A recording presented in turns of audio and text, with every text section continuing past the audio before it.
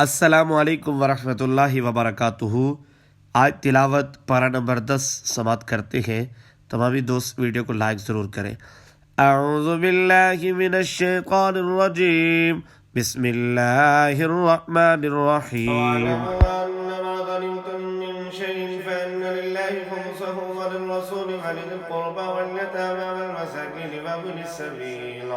إن كنتم آمنتم بالله وما أنزلنا على عبدنا يوم الفرقان يوم التقى الجمعان والله على كل شيء قدير.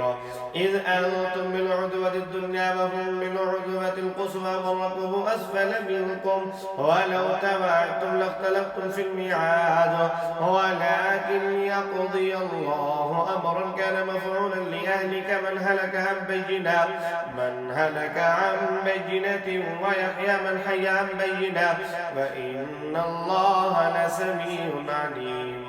إذ يريكهم الله في منامك قليلا ولو أراكهم كثيرا لفشلتم ولتنازعتم في الأمر ولكن الله سلم إنه عليم بذات الصدور.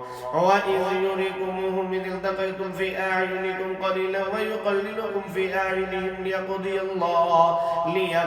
الله أمرا كان مفعولا وإلى الله ترجع الأمور. يا أيها الذين آمنوا إذا لقيتم فئة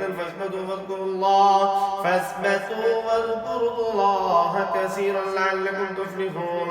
وأطيعوا الله ورسوله ولا تنازعوا فتفشلوا وتذهب ريحكم واصبروا إن الله مع الصابرين.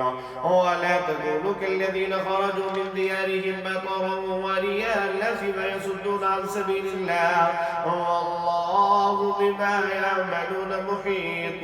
وإذ زين لهم الشيطان أعمالهم وقال لا غالب لكم اليوم من الناس فإني جار لكم فلما تراءت الفئتان نكص على عقبيه وقال إني بريء منكم إني أرى ما لا ترون إني أخاف الله والله شديد العقاب. إذ يقول المنافقون والذين في قلوبهم مرض غر هؤلاء دينهم ومن يتوكل على الله فإن الله عزيز حكيم. ولو ترى إذ يتوفى الذين كفروا الملائكة يضربون وجوههم وأدبارهم وذوقوا عذاب الحريق ذلك بما قدمت أيديكم وأن الله ليس بظلام للعبيد. كدأب آل فرعون والذين من قبلهم كفروا بآيات الله فأخذهم الله بذنوبهم إن الله قوي شديد العقاب. ذلك بأن الله لم يكن مغيرا نعمة أنعمها على قوم حتى يغيروا ما بأنفسهم وأن الله سميع عليم.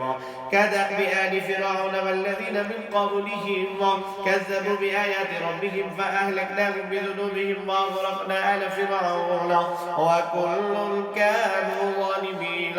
إلا شر الدواب عند الله الذين كفروا فهم لا يؤمنون الذين عاهدت منهم ثم ينقضون عهدهم في كل مرة وهم لا يتقون.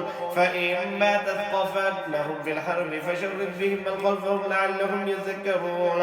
وإما تخافن من قوم خيانة فانبذ إليهم على سواء إن الله لا يحب الخائنين.